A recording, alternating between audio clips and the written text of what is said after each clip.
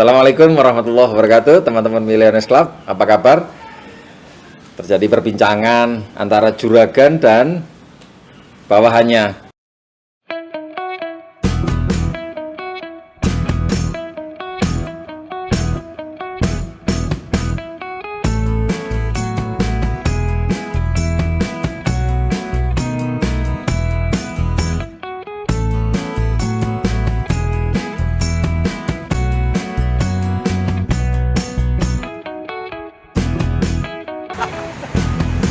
Wong desa.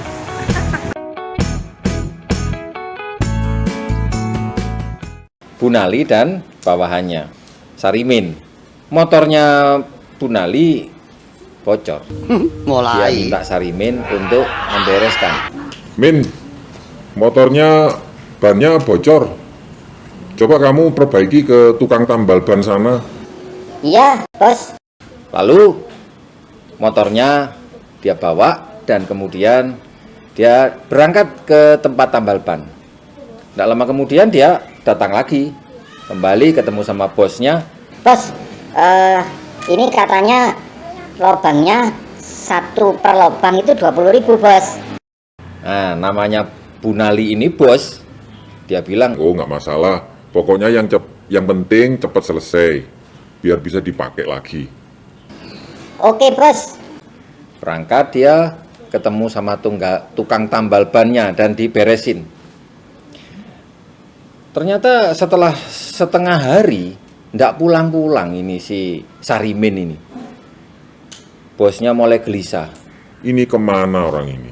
Tambal ban kok sampai setengah hari? Begitu menjelang maghrib, datang si Sarimin dan kemudian ngobrol sama bosnya. Min, kamu itu dari mana saja? Orang sudah cukup lama, setengah hari, masa nembel ban aja kak segitu? Maaf, bos, karena banyak yang harus dikerjakan. Oh gitu, ya udah. Kena berapa? Kena 800.000, bos. Hah? 800.000? Iya, bos. Loh, kok bisa 800.000? Coba kamu paling salah ngitung itu. Enggak, bos, bener, bos. Wah repot sampai butuh terong ya. Beli barunya saja itu 200.000, masa habisnya 800.000? Iya, bos. Kalau nggak percaya ini notanya, bos. Dikasihlah itu nota.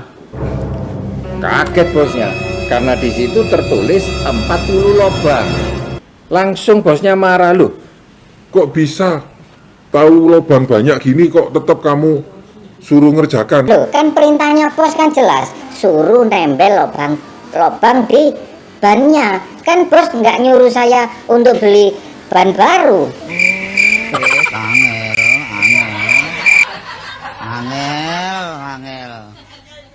Angel temen tuturamu.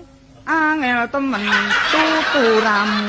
Itulah yang sering kali terjadi di dalam kehidupan kita. Memahami segala sesuatu itu bisa dari beberapa sudut pandang. Si Sarimin kalau memandang pekerjaannya dari sudut pandang perintah, memang dia tidak salah. Karena kesepakatannya satu lubang 20.000, karena di bannya ada 40 lubang, maka 20.000 dikalikan 40 ya 800.000 juga. Tapi kalau kita memahami pekerjaan dalam aspek maksud secara kontekstual, bahwa intinya adalah bagaimana problemnya bisa terselesaikan, maka tidak harus dengan cara satu cara, bisa dengan cara yang lain. Dia bisa berinisiatif untuk membeli ban baru yang harganya bisa jadi lebih murah dan manfaatnya lebih besar. Apa maksud cerita kita kali ini? Banyak sekali orang menganggap bahwa asuransi itu secara produk banyak yang diterima, karena mereka menganggap bahwa asuransi identik dengan manfaat proteksi. Nah, ketika mereka memahami bahwa ada produk syariah, ada dua akad tolong menolong dan akad muwakalah bil ujroh, di mana pihak perusahaan mengelola dana peserta dan atas pengelolaan itu perusahaan berhak mendapatkan upah, dan upah yang disepakati adalah 5 tahun di awal. Tapi anehnya masyarakat Indonesia ini memandang cara mengerjakan bisnisnya ketika mereka tahu bahwa ada gambar pentol-pentol. Pentol-pentol maksudnya apa? Ada struktur organisasi, ada leveling, mereka langsung merasa tidak nyaman. Mereka menganggap bahwa ini sama dengan MLM, sama dengan multi level marketing. Sehingga beberapa orang yang sedang kita ajak bicara setuju dengan produk kalian, tetapi nggak siap menjadi agen asuransi karena ada MLM-nya.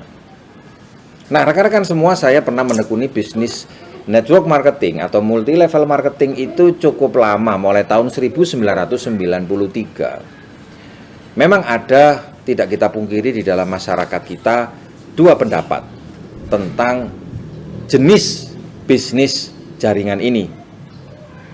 Ada yang setuju, ada yang tidak setuju. Nah, bagaimana kita menanggapi persepsi masyarakat atau persepsi teman Anda ketika mereka Anda ajak untuk masuk di bisnis ini dan kemudian dia kurang bisa menerima karena ini dianggap multi level marketing? Kon iki jari sapa? Yang pertama, asuransi bukan multi level marketing. Multi level marketing juga bukan asuransi. Dia berada di dalam ranah yang berbeda. Akad asuransi adalah akad tahun, saling tolong menolong. Kontrak perjanjian antara peserta dengan pihak pengelola dan dengan peserta yang lain adalah mereka secara ikhlas bersedia untuk sebagian dananya dialokasikan untuk menolong peserta yang lain. Dan sisa dana yang lain ini diwakilkan kepada perusahaan untuk dikelola melalui lembaga keuangan yang kredibel, bertanggung jawab, untuk memberikan manfaat buat para peserta itu sendiri. Dan atas dua peran utama tadi, perusahaan berhak mendapatkan upahnya. Simple sebenarnya. Nah, tetapi dalam sisi yang lain, multi level marketing ini adalah sebuah jenis bisnis yang akad antara distributor dengan pihak perusahaan adalah akad jual beli. Akad jual beli. Jadi pihak perusahaan, pabrik, dia membangun satu sistem jalur distribusi hingga ke pihak pelanggan langsung. Nah, sehingga pihak distributor ini membeli barang dari pihak pabrik dan kemudian menjual pada level yang lebih bawah, dan level di bawahnya ada selisih. Selisih prosentase inilah yang dianggap menjadi sebuah bonus. Sampailah dia kepada yang namanya pelanggan. Seperti halnya kalau Anda membeli kamera atau handphone. Jadi, seperti halnya kalau Anda lihat di bisnis konvensional, Anda membeli kamera. Anda bisa membeli kamera dari pabrik, dari distributor, dari partai, agen, atau toko. Sebagai konsumen, tidak mungkin beli langsung barang dari pabrik. Karena pabrik pasti memberikan syarat membeli barangnya tidak satu, tapi dalam jumlah yang sangat besar. Puluhan ribu, bahkan mungkin jutaan. Nah, karena dia belinya banyak, maka dia dapat diskon, dapat harga yang lebih murah, sehingga dia bisa menjual pada level di bawahnya lebih tinggi. Nah, selisihnya itu merupakan sebuah keuntungan. Nah, prinsip multi level marketing itu prinsipnya hampir sama, bahwa itu adalah akad transaksi jual beli. Nah, sekarang mari kita soroti dalam aspek apakah menjadi agen asuransi? Cara kerjanya seperti menjalankan bisnis multi level marketing. Nah, rekan-rekan semua, bagi Anda yang hari ini merasa bahwa multi level marketing adalah sesuatu yang kurang cocok menjadi pilihan Anda di dalam mencari income, mari kita lihat apa sih masalahnya, kenapa mereka menganggap bahwa multi level marketing sesuatu yang kurang bisa diterima. Yang pertama, persepsi masyarakat pada umumnya tentang multi level marketing adalah sebuah konsep skema piramida. Jika itu yang menjadi dasar alasannya, maka wajar mereka menganggap asuransi kurang bisa diterima. Bahkan multi level yang menggunakan skema piramida pun juga sudah dilarang oleh pemerintah. Mari kita pahami apa itu skema piramida. Skema piramida dalam pemahaman masyarakat pada umumnya adalah cara kerjanya bentuknya segitiga.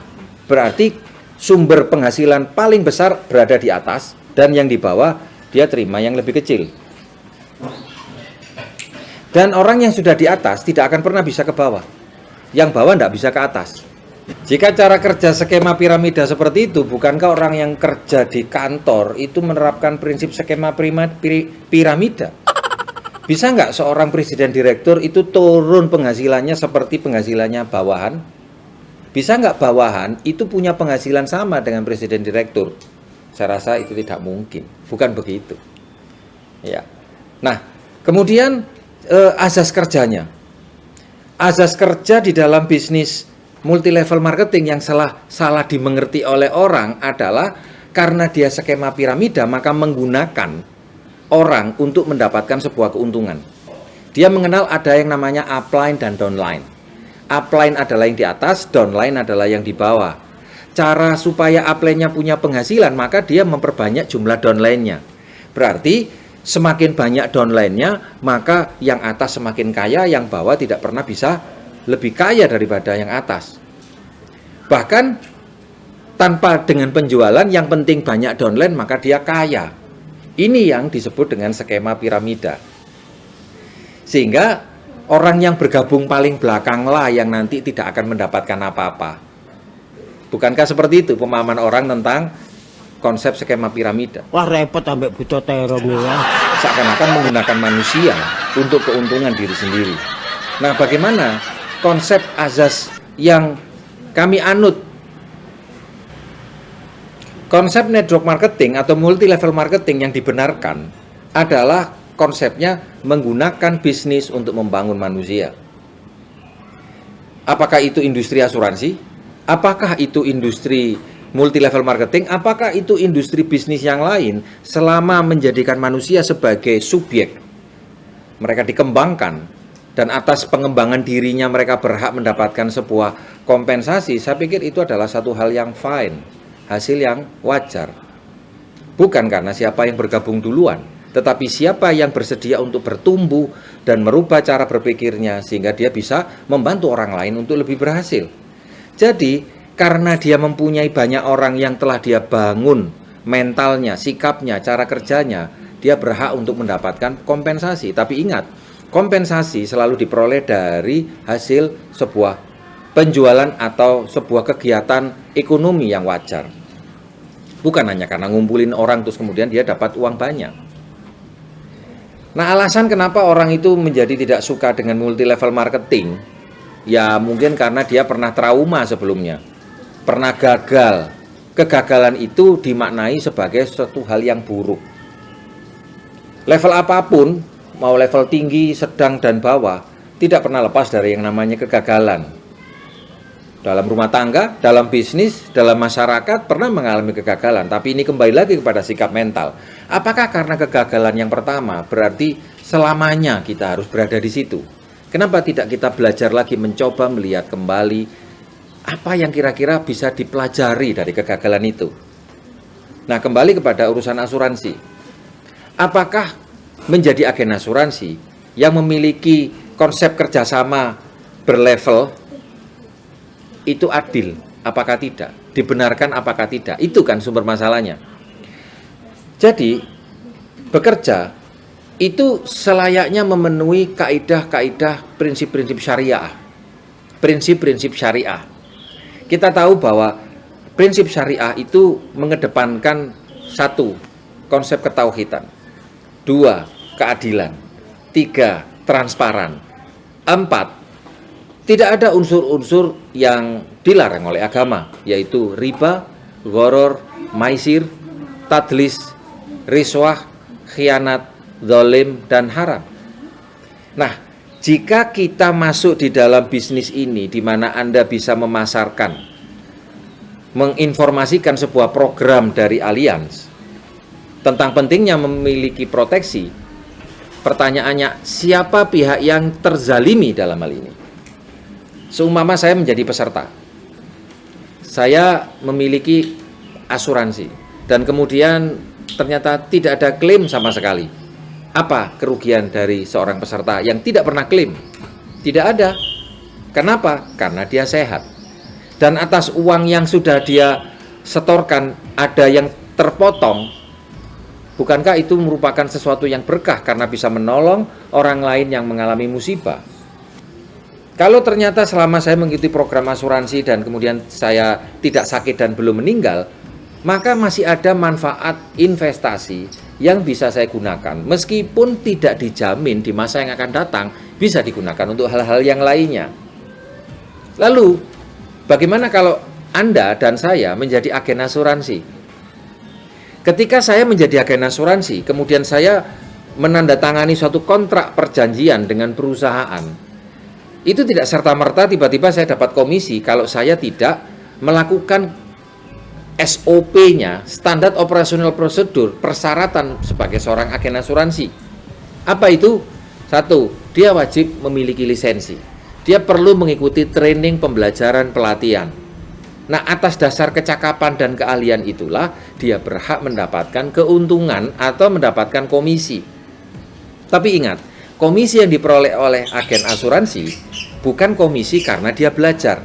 Komisi karena dia berhasil mengedukasi masyarakat dan masyarakat setuju untuk mengikuti program asuransi.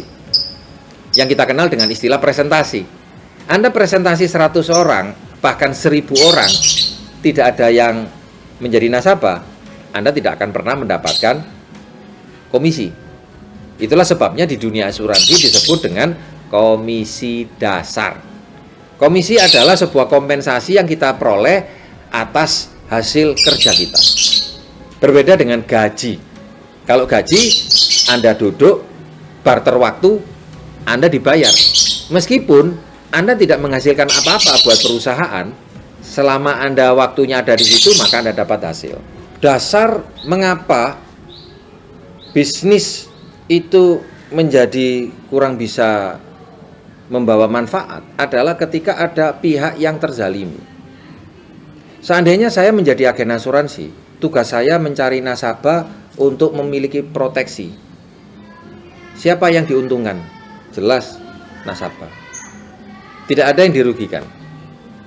Kemudian, kalau seumpama saya menjadi agen dan kemudian saya melatih orang lain untuk mereka bisa menolong orang lain agar mereka bisa membagikan manfaat proteksi ini, dan ternyata dia setelah jadi agen lalu tidak bisa mencari siapapun, katakanlah nggak punya downline lah, apa ruginya?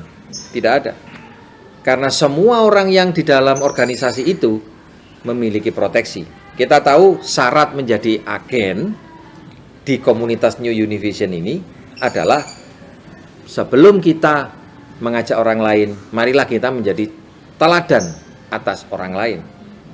Karena mereka memiliki proteksi, mereka bersyukur, dan mereka membagikan kabar baik ini kepada orang lain. Jadi, jika Anda punya grup dan grup Anda tidak ada satupun yang bisa memiliki organisasi, nggak punya downline lah katakanlah begitu, mereka punya proteksi. Nah, jadi rekan-rekan semua, tergantung bagaimana Anda mendefinisikan multi level marketing. Apakah asuransi adalah multi level marketing? Secara aturan jelas tidak.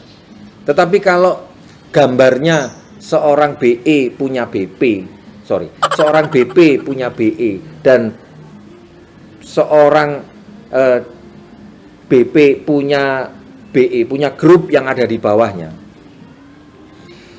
Kemudian itu dianggap sebagai multi level marketing. Yang terpenting adalah apakah ada unsur-unsur yang dilarang oleh agama. Siapa pihak yang dizalimi? Apakah ada prinsip yang tidak adil di dalam cara kerja itu? Jadi, bagi saya, jika pekerjaannya nampak baik tapi kalau di dalamnya mengandung unsur yang menzalimi, itu sudah melanggar.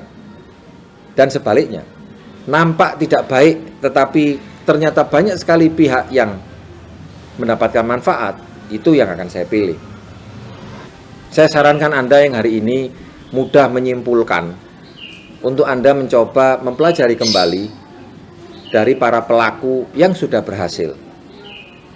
Apakah orang-orang yang sukses di dalam industri network marketing atau multi level marketing memiliki karakter watak yang menurut Anda watak yang bengis, kejam, dan suka memanfaatkan orang, atau justru sebaliknya. Begitu juga Anda bisa cek orang-orang yang sudah berhasil di industri asuransi. Mereka sudah punya penghasilan ratusan bahkan miliaran. Apakah cara kerjanya itu hidup dari menyengsarakan orang lain atau justru mengembangkan orang lain? Jangan memahami segala sesuatu dari persepsi kita sendiri. Mudah-mudahan apa yang saya sampaikan ini bisa membantu Anda untuk melihat lebih jelas lagi perbedaan antara multi level marketing, asuransi, dan transaksi yang dilarang oleh agama.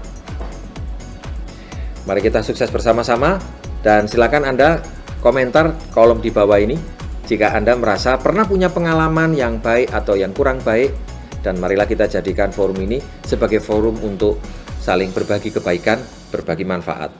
Jangan lupa klik subscribe dan bunyikan notifikasi lonceng. Terima kasih. Assalamualaikum.